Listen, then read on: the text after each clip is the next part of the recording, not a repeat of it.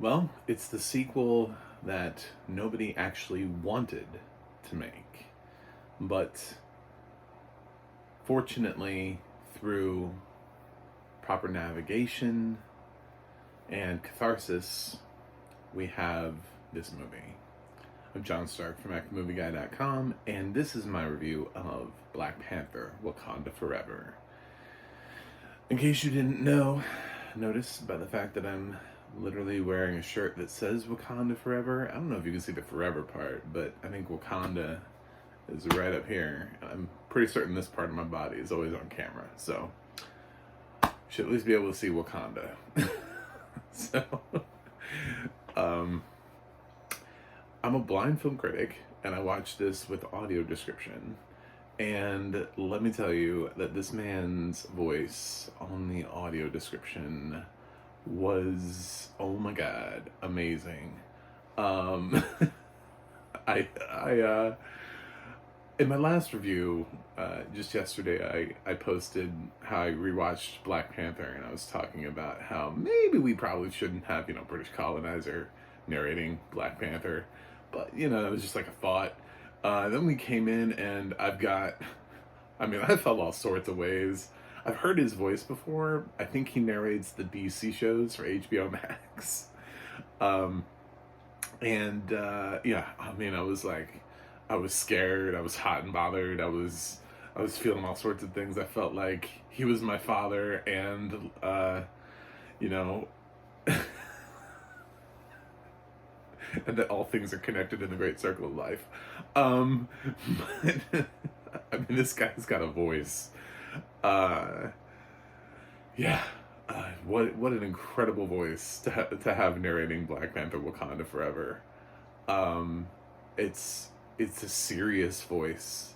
He means business, and I loved it. I loved his narration.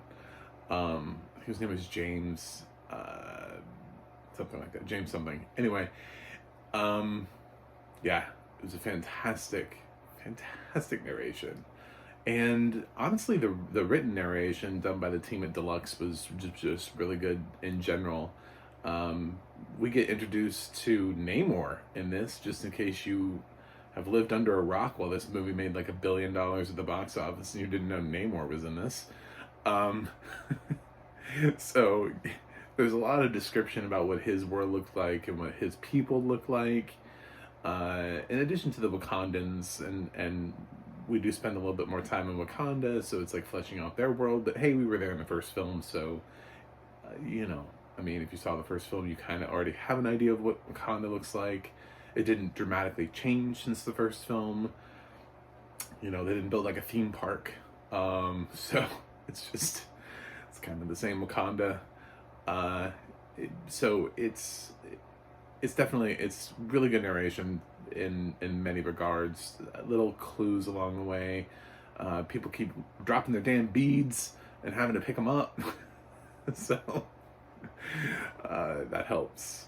Yeah, it's a really good narration. And now with that behind me, just in case you wondered what a blind film critic talks about, that's what I talk about. I talk about things like narration. Then I get into the film also. Sometimes I flip it around. Sometimes I feel like I have to talk about something in the film really immediately. But that dude's voice was on point, and I think it's representational. I believe it's representational. I feel like that's exactly what happened. Is that somebody was like, maybe on Wakanda Forever we should actually find an appropriate, and they did it. I think. Fingers crossed. I believe so. Yes. So. Anyway, so Wakanda Forever, the film that we made after the unfortunate passing of Chadwick Boseman. So what is it like? Well, it immediately tackles it. Immediately tackles the death of Chadwick Boseman. And it doesn't do any like silly nonsense where like they send some CGI Black Panther off on a mission and he gets killed. It opens into like a scene from like Grey's Anatomy almost. Like she's like running around, Shuri's running around trying to trying to find like the cure to save her brother, and you can tell it's in like a panic moment, and they're all like worried about heart rates, and she's in quite a state, and you get the impression that sort of everybody is, and Ryan Coogler does a great job of capturing this moment in time when you're frantically trying to do anything that you can do, and with all of the tech at her hands, it's not enough. It's not enough for Shuri. I mean, maybe that's a spoiler for some people, but spoiler, it's not enough for Shuri. They didn't bring back T'Challa. He's not in some weird Carrie Fisher holographic CGI for the remainder of the film. So, and Angela Bassett as Ramonda. If I miss up the names, I apologize. Ramonda, I believe, is the name. I don't want to say Ramada. She's not a hotel. I know it's not that. Ramonda, I believe, is the name. So she comes in, and she's Shuri just is able to look at her, and she knows what happened. And that's the kind of direction that Coogler benefits from in this, is his ability to understand the dramatic moments. I think that's one of the things that that keeps me from loving Black Panther, the first one, so much, is that it is directed by Ryan Coogler a little bit. This is the guy that, I mean, he nails dramatic moments. He knows how to hold your tension, and how to make you cry, and how to bring out the Fruitvale Station of everything. But levity is not really his strong suit. Here, in this film, he finds a way to bring levity, and it definitely it was unexpected, and because you would think that this film would just be a lot of just almost 3 hours worth of just heavy, depressing. Everybody's just so sad that the king is dead, but no, we spend the first part of the film, the first few minutes tackling that, mourning his death, celebrating his life. They kind of do both, where they bury him and also celebrate him at the same time.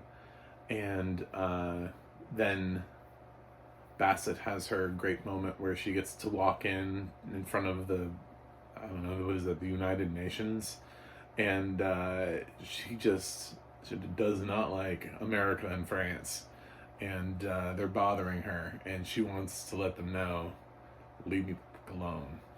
And it's a great speech, and she is so stern. Every moment Bassett has in this is really good, and when you hear people who talk about it from the Oscar angle, they're like, oh, it's just like one speech. It's not. She makes it sound that, like, other Oscar people would make it sound like that she has like the same amount of screen time as Judd Hirsch in The Fabelmans. No, she doesn't. She's in many scenes. She's not in more than Shuri. Shuri is very much the lead of the film. Leticia Wright is going to be carrying this franchise on her back. In case you've never read the comics, and this is new information to you, go pick up a Black Panther comic and then come back to me, because I knew exactly what was going to happen, and I predicted this as soon as Chadwick's death passed. I knew exactly who would be taking on the Black Panther mantle, because there's one person already in the film who's done it, and I was right. Anyway, Bassett she's fantastic here, and honestly, with the other nominees she's up against, I wouldn't be mad if she won based on this. I mean, it's been 29 years since her last nomination. I wouldn't vote for either of the Everything Everywhere. I think it's great they both got nominated, but to win, I don't know. I don't feel about that, and Carrie Condon in Banshees is probably. I just need to see Hong Chau's performance still, but I don't know. She was great in everything she commanded. Every moment, she was fierce and grieving and strong and angry and just like 27 different emotions all wrapped into one. It truly is worth it. If there was ever a performance to be nominated out of a Marvel film, of course it was going to be this one. But it's kind of a shame because the acting across the board is really good.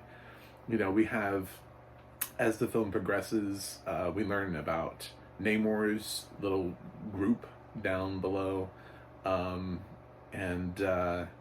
how incredibly badass they are, and all the different tools that they have, and how they have their own vibranium deposit that Wakanda never even knew about.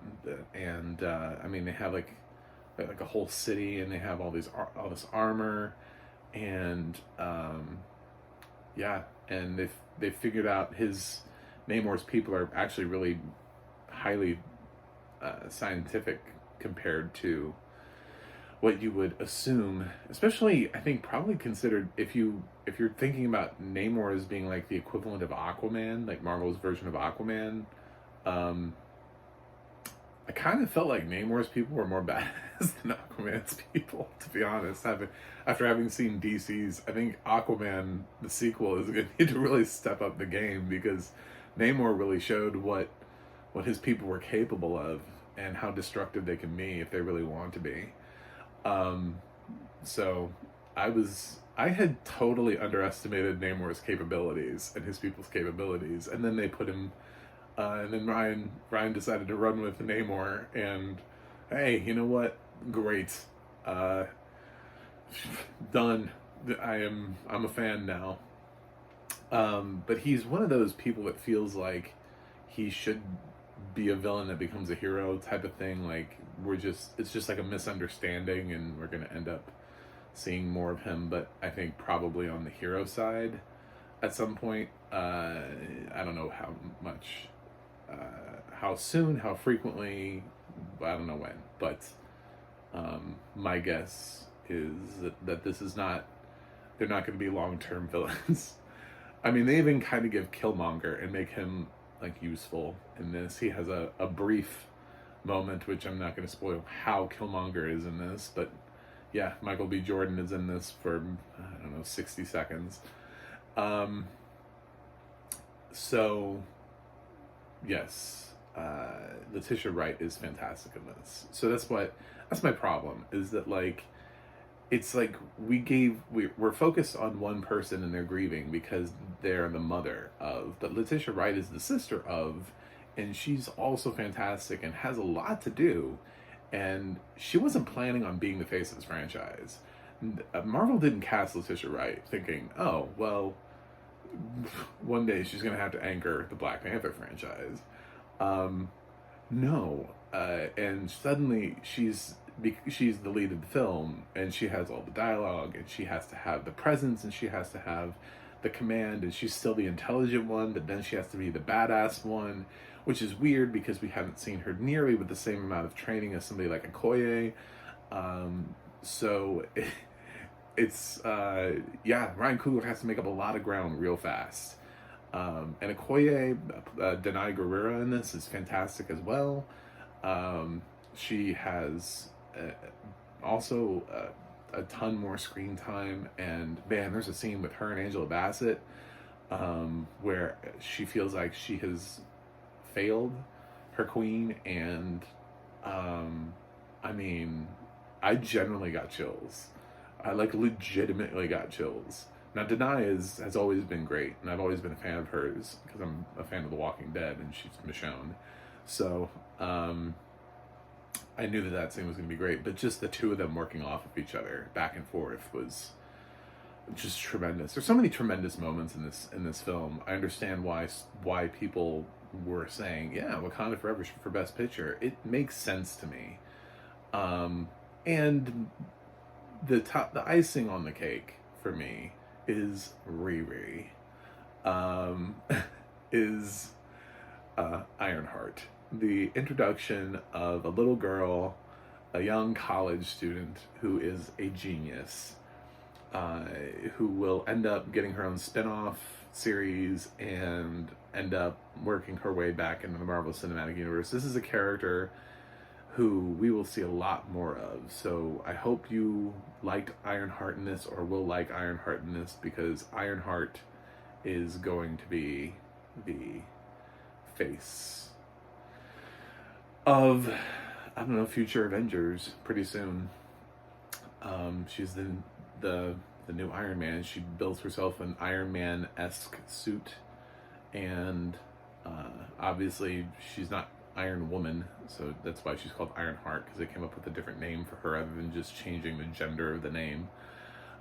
So yeah, and I thought she added the comedic levity that we needed. There's the way that she reacts to things, because she's just kind of like doing her thing, and then all of a sudden, like, the world around her, like, just like implodes, and she's being like pulled in, and suddenly like the Wakandan princess is showing up at her dorm, and then like there's like the FBI, and then the fish people want her, and she's just like, what's going on with my life?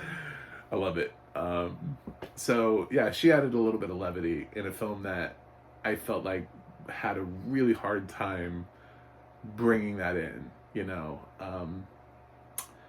I also suppose I should just mention Winston Duke does a great job still in this film. So does Martin Freeman, and we do get Julie Louis-Dreyfus playing her Valentina role. We get to see maybe a little bit more of where that's going to be headed in the future of what she's trying to do. So it's a very well-made film, except I have a few little thoughts. One, runtime. This film is way longer than it needs to be. But that's because Coogler is trying to put so much in it. But it is a film where I felt the runtime. I mean, I felt the runtime just like even early on, where I happened to look at my time and I was like, oh my God, I'm only an hour and 10 minutes into the film. It was like, it felt like so much had happened that I felt like I should have been like 2 hours in. You know what I'm saying? Like, it felt like we'd accomplished and been through so much together already. And then I was like, oh wow, we're only an hour and, oh God, this film, oh, I'm not even halfway. Damn. So, yeah. It does kind of feel like a kitchen sink movie where we have like a lot of things happening and we have to cram everything in. And I don't necessarily know why we had to. It's the breadth of the storytelling that Ryan Coogler really goes for here. And it's not as easy to introduce somebody like Namor as it is to introduce somebody like Killmonger. Killmonger, you immediately get his perspective, and you don't have to like Ryan Coogler doesn't need to like drive the streets of Los Angeles to like get you to understand like where Eric comes from, you know. Like, let's explore the world. I have to introduce you to the world and all these people. It's like, no, we understand what Los Angeles looks like. We know what Americans look like. You know, it's just, we get it. So he benefited a lot from that, from not needing to really dive too much into that, and just kind of focus on his goals and his mission, and less so on where does this person come from? What is his, you know, in 1597, you know, like, what? We really have to jump back with Namor. Like, there's a lot of explanation of how is it that there's been, and that's kind of one of those things. I had that feeling too. It's one of the reasons I was like with the Eternals. I was like, so there's this thing happening, and I'm getting this more and more now with Marvel films, and maybe I'm getting, I love comic book movies, but I'm getting to be more and more this way where now that they've established that there's a Marvel Cinematic Universe, every time that they have a film with zero crossovers, I get really angry. Like, I get like increasingly angry at a film because it just doesn't make any sense anymore. We've established far too many heroes, and you're telling me that none of them know what's going on, and none of them care to help out, and they're all just chilling. Like, when Black Panther's funeral happens, and there's not one motherfucking Avenger at that funeral, not one damn Avenger at that funeral, I was angry. Like, it pissed me off. It really just, it was lazy. We found like the kid from Iron Man 3 for Tony Stark. We couldn't find a single fucking person to show up to just stand there for 5 seconds. There wasn't one Marvel actor. I mean, Sebastian Stan was literally in the last Black Panther movie. He couldn't come back as Winter Soldier and stand there and be like, hey, I'm really sorry for your loss. And then just like leave. Like, let's be like, he meant a lot to me and he saved my life and he gave me a chance. And I wouldn't be here without him. And I'm gonna leave now. And then gone. Like 5 seconds. Just 5 seconds of acknowledgement from an Avenger of some kind. But no, not a single Avenger. None. None of them. Nobody could be bothered. Everybody was just like, fuck him. Fuck that guy. We didn't like him anyway. And it's kind of like, it's like, so the white guy in the suit dies and everybody shows up for his funeral.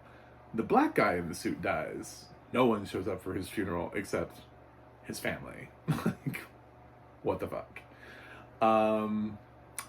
Yeah. So that's kind of like a big thing for me that I was watching. I was like, are you seriously? There's not one person, not a single person. We have this massive, expansive, you couldn't get fucking Pepper Potts to stand there for 2 seconds.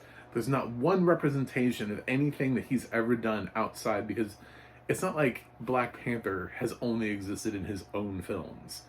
You know, this isn't like somebody from the Eternals dying where they hadn't linked with the Marvel Cinematic Universe with other characters. No, this dude, Black Panther first appeared in a Captain America movie. So it would have made sense for Captain America characters to show up. Any of them. I would have taken Emily Van Camp, you know, take somebody. So yeah, that took it out of my top 10 because I'm too angry at it. I am irrationally angry about this. It's not okay. And I know that like later on they go to Lupita Nyong'o's character and she's like, I just couldn't be there. I couldn't do it. And I understand, like, that's your personal thing of grieving, you know, but you're telling me every single Avenger had the same reaction Lupita Nyong'o did? Every single one of them was like, we're all just thinking it too hard. I'm sorry we can't show up. Like, no. You guys have seen way too many people die for that to be a thing. So, yes, that's my, like, first big problem. Second big problem is, once again, we have a film where, like, catastrophic things are happening, like, really big things that, I mean, if one of these other characters turned on their TV, they would just see it happening. And it's a thing that the other films, now, Thor, not so much, kind of, a little bit, because it does take place kind of on Earth, but a lot of it takes place not on Earth. So Thor, you could kind of give a pass to, which is funny because Thor actually does have the Guardians in it. So Thor does actually manage to overlap with another franchise. Even though they don't come in and help him for that very reason. So the rest of the film is mostly Thor characters. It does technically have characters from another series in it. But, you know, we can't keep having these massive crises where, like, an entire city is at risk, or all of these people are dying and, like, no one's responding. You're telling me that, like, what's the point of having all these superheroes? And there's this thing that's happening right out in the middle of the ocean with this rig, and all these people are dying, and they don't call on anybody? Valentina's been recruiting this team, and I know, like, we're trying to, like, hide them so that we don't, you know, pick up on all these little members until it's just the right time to remind everybody that Wyatt Russell is still in the Marvel Cinematic Universe. But yeah, it's so bizarre to me that we keep increasing the amount of people through the TV shows and movies, and then we don't have them even bump into each other. Like, there should be these little, like, whoop, oh, you're here. Oh, well, I was gonna get this one. Are you gonna get this one? Oh, my bad. Oh, why don't we just we'll both leave? I mean, I feel like there should be a moment where, like, and then when nobody responds to some of these things, I'm like, how many heroes do we currently have on this planet? And no one responded to this. It's just like, what is the point?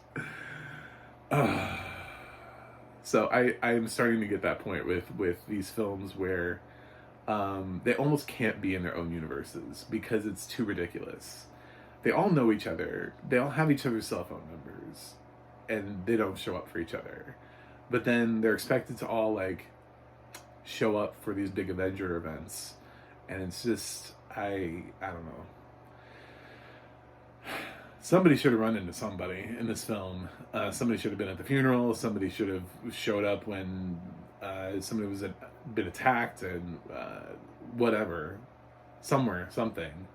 And none of that ever happened. Everything was just contained to Black Panther characters, and the first film wasn't even that. First film had Sebastian Stan and his, and his arm and everything. So it's just whatever. So you get what I'm saying. Film's long. Film doesn't have no one comes to his funeral, and then there's all of this crap happening. There's this giant community that apparently none of these people knew about. Sort of like we never knew about the Eternals. No one ever knew about the Eternals, and they had this huge film with this huge battle, and not a single Marvel character was like, "What's up? What's up? What's going on over there?" Not one Marvel character was like, "Oh, maybe we should go check that out." Nah. This is why when I got to Black Adam, and I know it's a DC property, but that whole thing about when the superheroes do come in and they're trying to, like, take away Black Adam, and that character, like, reads the Justice League of Association, the JLA, whatever they're called, and it's just like, where were you? Where were you when this was happening? Where were you when this man took over? Where were you when he did all these terrible things? Nowhere. So why don't you get out of here? Because Black Adam is actually here to help us, and you're here to take away the one thing that will actually help us. I mean, she has a valid point. It is an absolutely valid point in that film, and that's what the MCU is guilty of. Is constantly they keep creating heroes who are inherently selfish and apparently only exist within a bubble. And, like, if it's not happening next door, or if one of their own family members is not in danger, apparently they don't notice massive crises happening elsewhere in the world, or have any idea of how to help them. It's just, it doesn't make any sense. And we keep growing the amount of characters that are available to do this. So why is no one helping? That's the question on the tip of my tongue. Otherwise, this is a solid film. It's just a little bit long. But I'm getting tired of MCU films. If Ant-Man is some massive explosion of a film and there's no one in it except Ant-Man and the Wasp, I'm gonna feel the same way. I'm getting over and done with this idea that you can have, these huge events and people. It's been bugging me for a while, but Black Panther really bugged me because of the funeral. I was thinking about how unfair it was that everybody and their mother was at Tony Stark's funeral, but nobody came to T'Challa's. So, yeah, but I have to say, I enjoyed Wakanda Forever a whole lot more than Black Panther, and I don't really know why. Because I felt the runtime more than I did the first film, but it was like things were always happening, and the characters were like the acting was so raw and on point the whole time. And Riri was such a great addition. Ironheart is I mean, she's so smart and funny and quirky and on point, and I can't wait to watch her series. So, and we lose a member of the Black Panther family also in this film, not just T'Challa, but so it becomes even more emotionally resonant, and that was a big moment. And Ryan Coogler directs those really well. So it's really well directed. And I don't think the problems that I have with the film are Ryan's fault. They're Kevin Feige's fault for not releasing a character to come over to the film. You know, unless Kevin was like, we need to put these people in. Ryan was like, no, I will not have him in this film. It's like, I mean, I understand the importance of Black Panther as an icon to Black people and the heroism, the representation. I understand representation matters. I'm not trying to argue that, and I don't want somebody taking in his spotlight. But it feels very weird that all of the white heroes, and even the other Black ones, that no one shows up for his funeral it almost seems intentional and purposeful. Like they have some sort of beef with Wakanda and T'Challa, and like he has become person non grata, you know. So that's my thought on that. Watch it. It's on Disney Plus with audio description right now. Just dropped. They waited until literally the start of Black History Month, February 1st. I don't know if Disney knows that this is not real, so it's not really history necessarily. Black history. It's just a film with a lot of Black actors in it. But I appreciate their intention of releasing a fictionalized movie featuring a predominantly Black cast. I don't want to say African American because a lot of them are not African American. Like Lupita Nyong'o is not American, so throwing American in there is not something she's not. So it doesn't represent her. It represents like Angela Bassett. Leticia Wright is British, so you kind of just have to say Black. I'm sorry. I'm not trying to be that guy, but you've already sat through a long ass review from a blind white critic. You should have known what you were in store for. The storytelling here is great. I love Ryan Coogler's direction. So I'm gonna give it the benefit of the doubt largely here, and give Black Panther Wakanda Forever an A-. Yes, that's the same grade I gave Thor: Love and Thunder, which is probably going to disappoint some people, but I'm a huge Taika Waititi fan. I get what he's trying to do. So to me, it's not that weird. To everybody else who hated Thor: Love and Thunder, it's weird.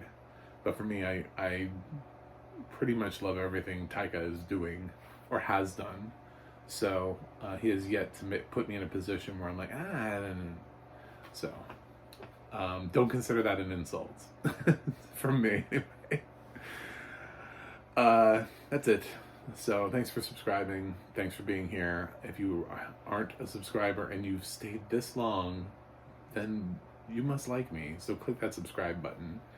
So I have a website, MacTheMovieGuy.com. You can go to Twitter or Instagram and follow me there at MacTheMovieGuy. You can go to the audio description project, adp.acb.org. It'll let you know what has audio description and where you can watch it. And you can go to the adna.org. That's the adna.org. and I'll let you know who's narrating your favorite films and television series and what else they've narrated. So that is it for me today. I will review something else and see you on the other side.